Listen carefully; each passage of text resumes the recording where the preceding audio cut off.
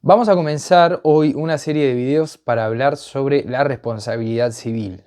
Estos videos, como verán, no van a ser impartidos por un experto en derecho civil, ni con un posgrado en responsabilidad civil, ni nada por el estilo, sino de un abogado que intenta compartir algunos conceptos para entender básicamente la materia.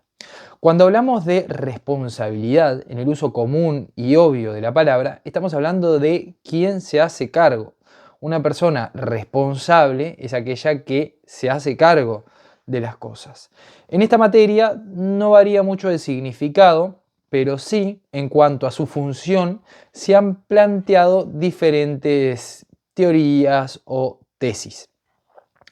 Cuando hablamos de responsabilidad civil, estamos hablando del ámbito civil, de dinero, de plata. Cuando hablamos de responsabilidad penal, ahí estamos hablando de la persona que va a prisión. Un mismo o no, pero la persona que es enjuiciada por el derecho penal, que se rige por el derecho procesal penal y después eventualmente se le impondrá una pena o será absuelto, pero es otro ámbito, ¿ok? Son distintas esferas. En principio, como ustedes saben, un hecho puede dar lugar a diferentes tipos de juicios. Por ejemplo, una persona que le destroza la cara a otro y le causa lesiones graves, esa persona va a ser denunciada, se le va a iniciar un proceso penal seguramente y puede terminar condenada por esas lesiones y va a tener una sentencia penal por la cual va a tener una pena. Pero además se le puede iniciar por ese mismo hecho un juicio civil a los efectos de que se indemnice, que se repare el daño que causó, porque con lo penal no se repara el daño. Entonces lo que busca el ámbito civil es dinero. En el ámbito civil lo que buscamos es dinero. Así como en el ámbito penal buscamos la sanción, en el ámbito civil, de sanción, que sea cárcel o prisión preventiva, etcétera, buscamos la pena. En el ámbito civil vamos a buscar dinero. Cuando estamos haciendo un juicio para pedir dinero, estamos hablando de responsabilidad civil, así bruscamente. Hay dos tipos de responsabilidad civil. Tenemos la responsabilidad civil contractual, que es aquella que se origina por el incumplimiento de una obligación, por ejemplo, en un contrato, y aquella otra que se origina en la violación de un deber genérico de no dañar a otro. Esa es la responsabilidad extracontractual. Hay autores como Cafera que dicen que en definitiva las dos responsabilidades son violaciones de deberes. Pero lo que se dice habitualmente es la responsabilidad contractual se origina en el incumplimiento de una obligación y la extracontractual en el deber genérico de no causarle un daño a otra persona o naming ladere. Ya lo deben de conocer si están en facultad o pasaron por facultad. Es así entonces que para que exista responsabilidad tenemos que tener un hecho ilícito. Tiene que existir primero un hecho contrario a la norma. Después de un sujeto, tenemos que tener un sujeto, un ofensor que cause ese hecho ilícito. Después tenemos que tener un nexo causal, es decir, ese hecho tiene que estar unido con el evento. Y después tenemos que tener un daño. Ya vamos a hablar del daño y vamos a ver que es un presupuesto de la responsabilidad civil. Entonces dijimos que para que exista responsabilidad tenemos que tener un hecho ilícito de un sujeto que cause a otro un daño. Eso es la responsabilidad civil. Como consecuencia de esto, de este hecho ilícito de un sujeto que cause daño a otro, va a nacer la obligación de reparar el daño. Entonces la responsabilidad origina, o con la responsabilidad se origina, la obligación de reparar el daño, que es de hecho lo que nosotros vamos a pedir en un juzgado. O sea, recuerden que todo esto, la mayoría de las veces termina en un juzgado. Entonces lo que vamos a hacer es hacer una demanda y vamos a reclamar todos esos daños. Esos daños que estamos reclamando, en definitiva, estamos exigiéndole al juez que condene y que se nos dé, que se nos repare con esa obligación que tiene el otro sujeto de indemnizar, de alguna forma reparar el daño que causó. Al respecto, podemos, siguiendo a Gamarra, ustedes recuerden que un libro que les recomiendo es el Tratado de Derecho Civil Uruguayo, de Gamarra principalmente. Después también el libro de Cafera, de responsabilidad contractual. Pero se pueden apreciar, siguiendo a Gamarra, dos grandes dogmáticas. Él lo llama doctrina. Yo prefiero llamarlo dogmáticas porque son autores que postulan dogmas.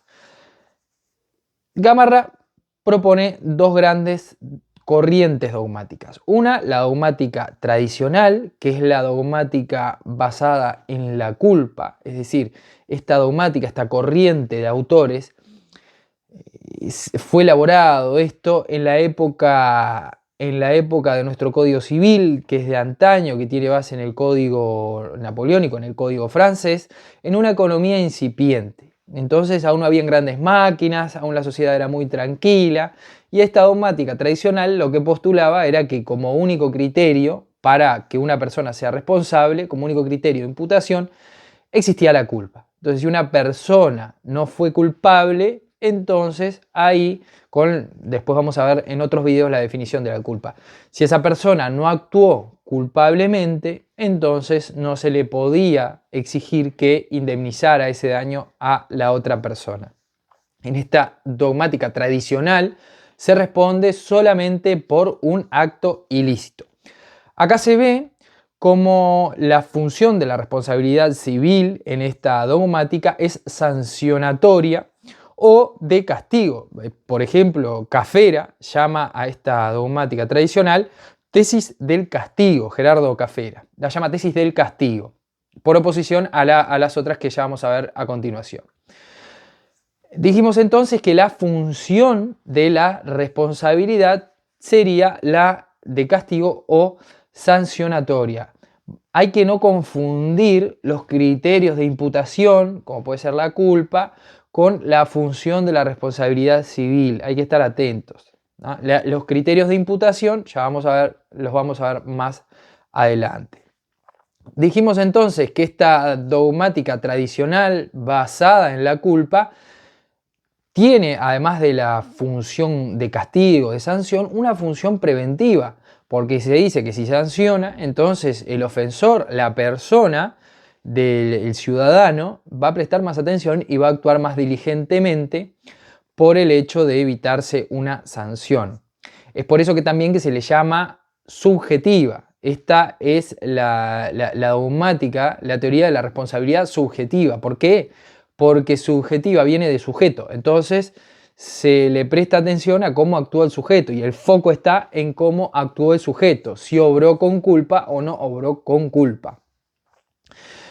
Podrán apreciar entonces, como dice Gamarra, que acá dejamos de lado a la víctima, porque ponemos el foco en concentrarnos si el ofensor, es decir, la persona que cometió el hecho, que causó un daño, este ofensor actuó o no con culpa. ¿Qué pasa? Que si no se lograba comprobar la culpa, entonces la víctima quedaba sin reparación. Y esa fue la gran crítica que se le hizo a esta teoría, la injusticia que generaba si es que no se podía comprobar la culpa del ofensor y los daños quedaban sin indemnizar.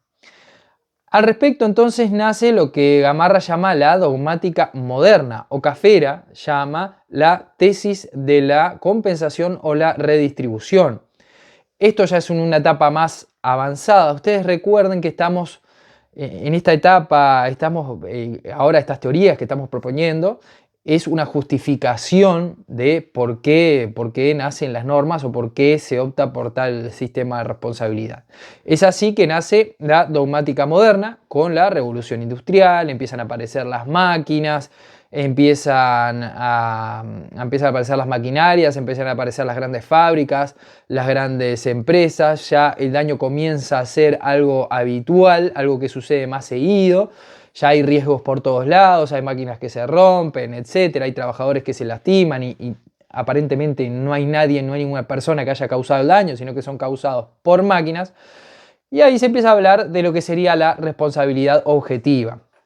Recuerden que anteriormente hablamos de la responsabilidad subjetiva o de la culpa, que es el único criterio de imputación subjetivo.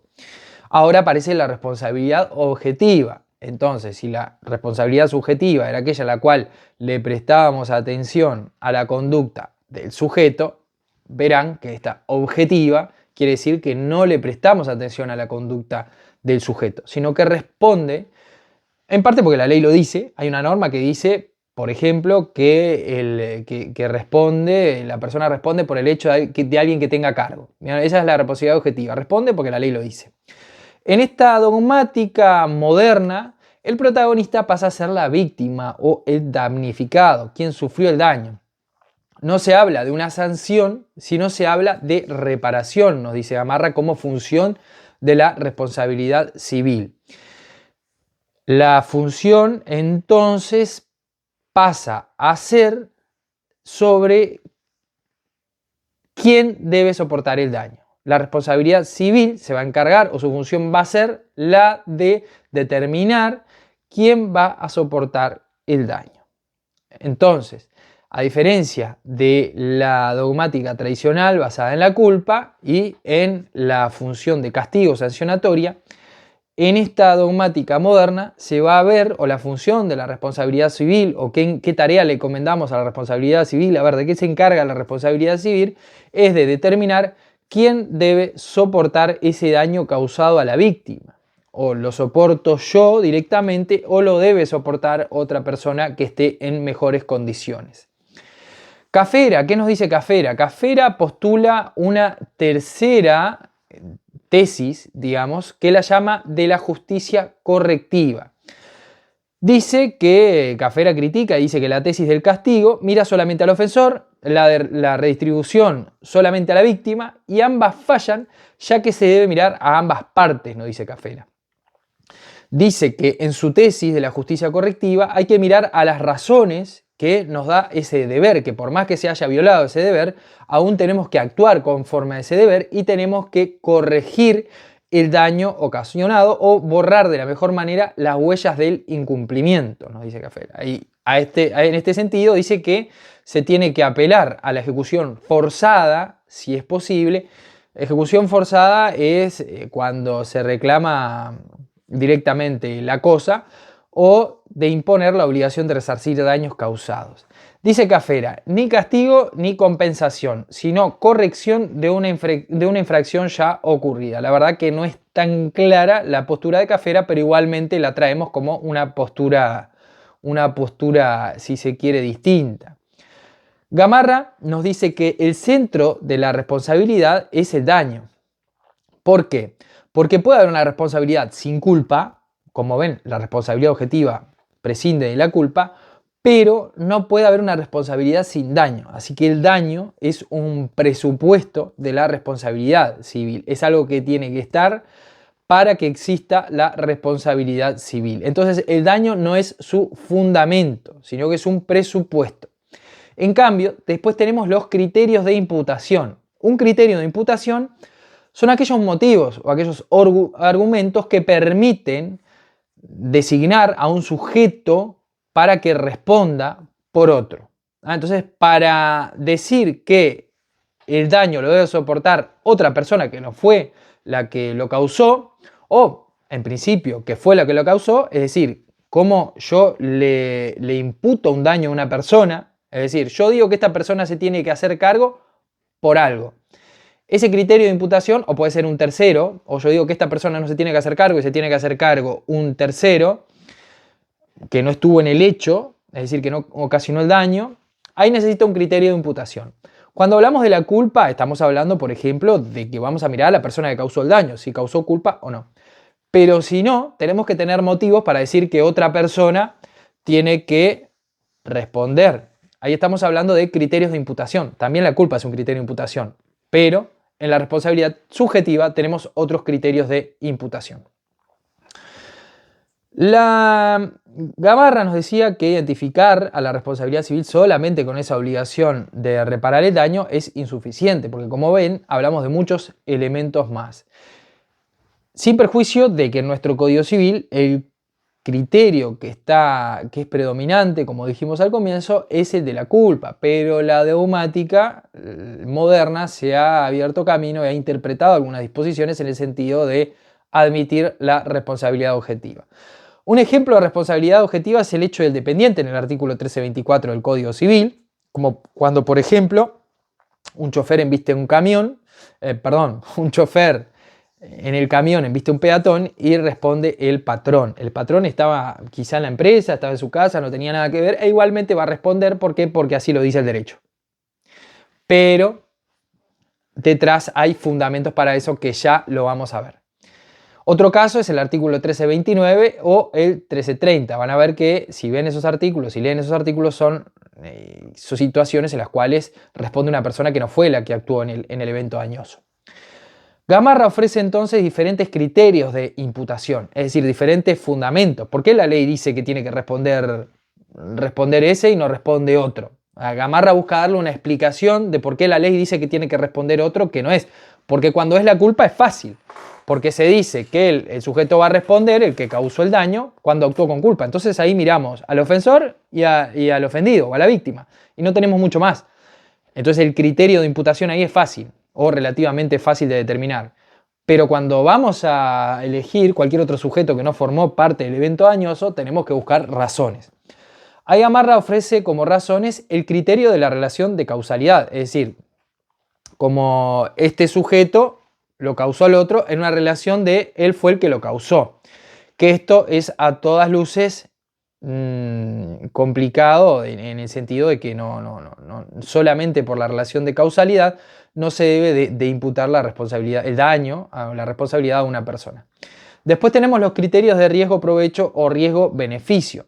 Dice, por ejemplo, Gamarra que, veamos las empresas, generan un gran provecho y un gran beneficio, entonces en virtud de ello pueden trasladar a sus costos lo que se les cobre, digamos, lo que se les obligue a reparar, y por ello, por el beneficio, las grandes empresas obtienen un gran beneficio a la sociedad, entonces por eso pueden estar en mejor condiciones que cualquier otra persona para responder, digamos, ¿no?